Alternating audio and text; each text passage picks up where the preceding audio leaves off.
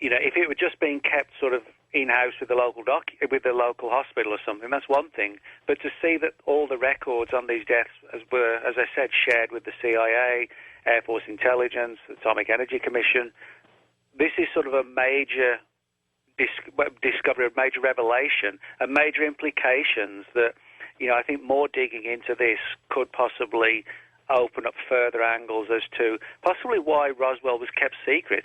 If there was some sort of sinister viral aspect to the case, then that might arguably be even more of a reason to hide the truth than just the idea that a UFO crashed.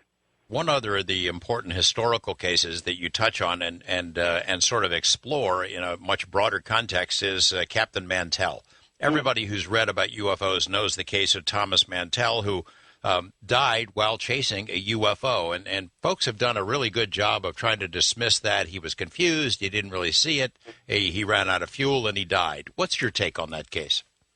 Well, my take on the Mantell affair, he was essentially vectored onto a UFO to try and figure out what it was. Now, the important thing is that clearly there was something in the sky.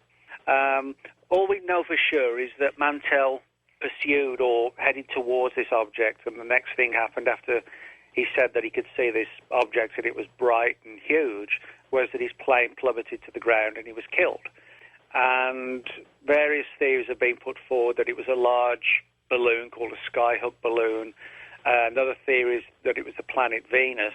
To me, these don't hold water. The reason being that when you listen to theories like that, it kind of implies that Mantell was almost, an inexperienced person who just wasn't used to seeing balloons and couldn't tell Venus from, a flying saucer or whatever. And that kind of really does discredit to Mantell himself, because he was actually a very decorated pilot who served in the Second World War. And, he had countless hours flying. He wasn't like somebody who was green and new to the subject of flying and just signed up. No, he was somebody who had a long, sort of prestigious career and, decorated in the Second World War. And so he was no fool.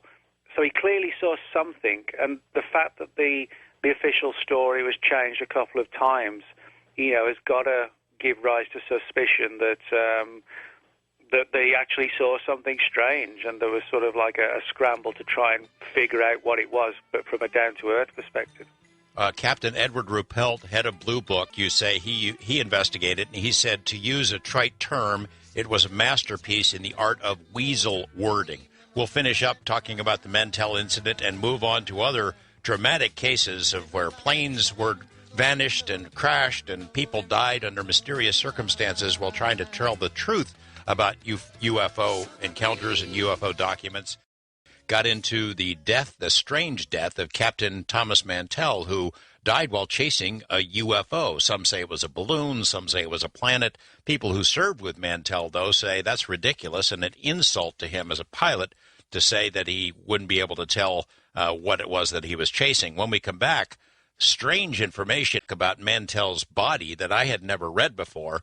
Some years ago, Nick, I had the pleasure of interviewing a guy named Howard Cannon who served with Captain Thomas Mantell. He was there when the Mantell died, and he told me years later, before Howard Cannon died, that it was an insult to he and other pilots that Mantell wouldn't be able to tell the difference. Howard Cannon went on to become a U.S. Senator, served 4 terms.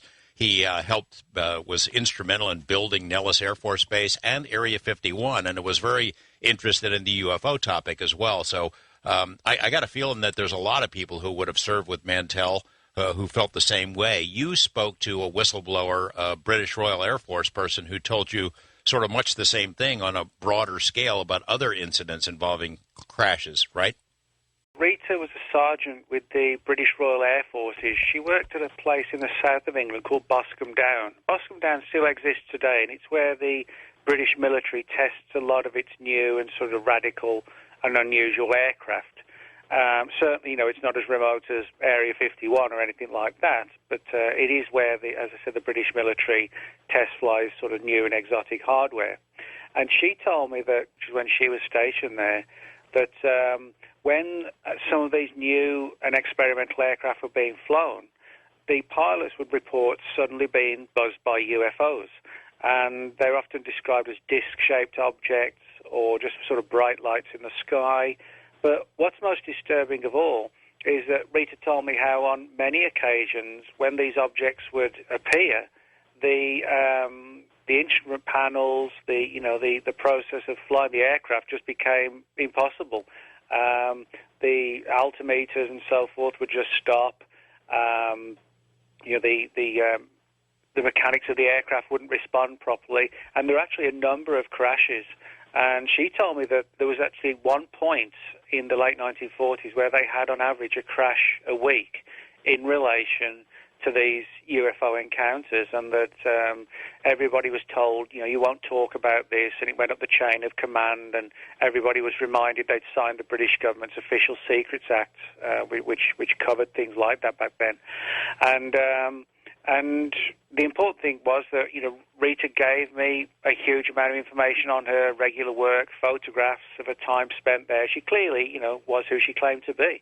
And when I interviewed her, which was late 90s, she still remembered it very, very clearly and told me how it was such a, not only was it disturbing, but it was a big tragedy as well, because they actually knew many of the pilots who were killed. They were just young guys testing aircraft and suddenly found themselves plunged into a UFO situation. The last time I had a chance to interview Tim Good, who is a colleague of ours, has written some really important books about UFOs. He described sort of an unofficial, undeclared war that went on in the 1950s and maybe into the 60s, where there were a lot of planes all over the world that went down while chasing UFOs that were unacknowledged. Did you find anything that would sort of support that view? Well, yeah, I mean, there is, for example, there's the Mantell case. I talk about another one, or actually two mysterious aircraft crashes / disappearances in Wisconsin in '53, and there are other cases as well. And I think there's a good argument can be made that we did lose a lot of aircraft. And I think the idea of sort of an undeclared war is an interesting one, because as far as I can tell, it seems that what happened was that, the Point K, where there were so many disappearances of aircraft and crashes and so on, that somebody just gave the order, if you like, or even an unofficial order, don't engage them any longer. It's clearly not working. Well, I know that happened in Russia. I know for sure it happened in Russia because the guy who gave me the order told me that on camera, so I'm sure it probably happened here too. Yeah, I mean, it wouldn't surprise me, the idea that, after a while, it's like the penny drops, and we clearly don't have the upper hand, or didn't have the upper hand then. And so I think it was more along the lines of just back off, monitor them, but don't try and engage them because you're just going to come off worse, One other point about the Mantell case, and then we'll move on, is that you made this note about the condition of his body. Do you remember what you wrote? Yeah, sure. This actually came from the deputy commander at Godman Field, which is where Mantell was based. He was actually part of Fort Knox. And the deputy commander at the time was a Captain James Dusler. And Dusler went on the record in the 1990s as talking not just about the case, but the condition of Mantell's body. And this was very, very strange. The fact that the aircraft that he was flying, fell from the skies literally thousands of feet.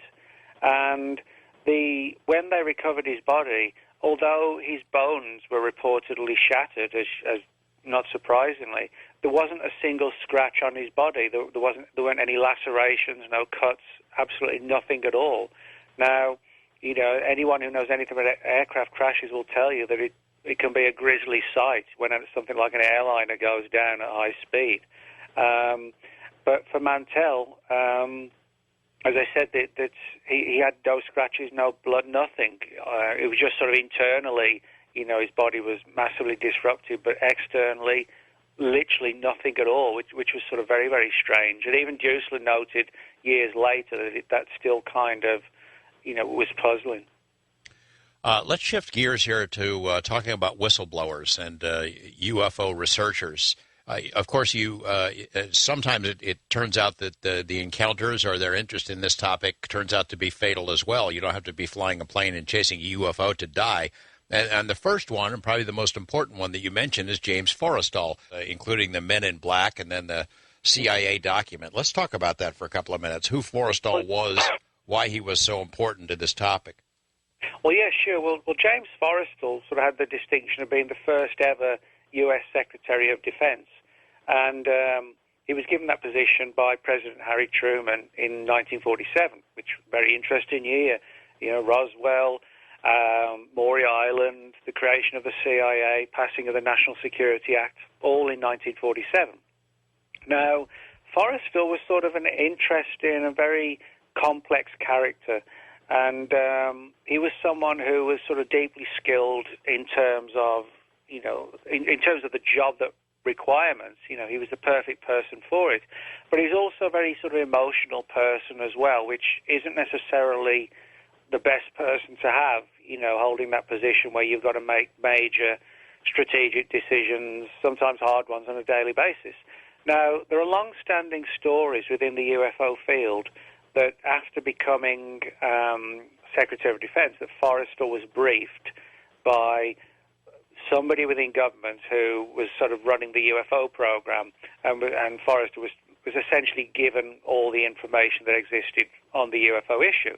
And by all accounts, he didn't sort of take the information very well. It clearly played on his mind, disturbed him, to the point where, over time, it almost sort of took him to the point of a complete psychological collapse, the sort of the dark and disturbing things he heard, and also the responsibility of having to sit on this information and not reveal it. Now, this all came to a head in early 1949 when Forrestal, as I said, pretty much did have an emotional collapse, and he was admitted to the Bethesda Naval Hospital in Maryland and stayed there for a number of weeks, actually towards the end of May 1949. Now, just before he went into the hospital, he became very paranoid that his telephone was being monitored, his mail was being intercepted, people were watching him, and so forth. This actually coincided, 1952-51, when the Men in Black mystery really took off big time. And I mention this in the book because it's a very little-known aspect of the Forrestal story. But in the early 50s, the Men in Black would sort of typically look weird. They were often described as like 5 feet to 5 feet 5 tall, very strange features, very pale, anemic looking, and they would always travel in groups of 3. Well, there's a weird Men in Black type story involving Forrestal that just before he was admitted to the hospital, he was speaking with a friend at his house when there was a knock at the door. And one of Forrestal's staff answered the door, and it turned out it was sort of a strange-looking guy who was looking to get Forrestal support for a program involving the local post office. And with hindsight, it seems like this was almost like a cover story to either destabilize Forrestal even further or to try and find a way into the house on the part of this creepy-looking character. Well, Forrestal and his friend were actually watching all this going on through the windows, and as the guy left, he met up with 2 other characters, in other words, a group of 3, just like the Men in Black. And Forrestal came to think that this was sort of deliberately being done to try and intimidate him, and that may well have been the case. And it does have sort of very sort of creepy MIB overtones to it. But the most significant thing is what happened to him when he was taken to the hospital. As I said, he was taken there in 1949, and over the weeks he was in there, he actually made a very good recovery, to the point where the military man who was overseeing his room and just keeping an eye on him, Forrestal actually offered him a job as his personal chauffeur, and Forrestal was sort of looking after himself well, you know, shaving, showering, eating well, and clearly was coming out of this depressive state. In fact, he was hours away. He was hours away, right, from being released? Yes, he was literally hours away. What happened was that his brother wanted to take him home to recover there. He felt he'd have a better environment. But every time he found the hospital, he said that he would be given a different reason as to why Forrestal couldn't be released. And on the morning of May the 21st, 1949, Forrestal's brother phoned the hospital in a very angry state and essentially said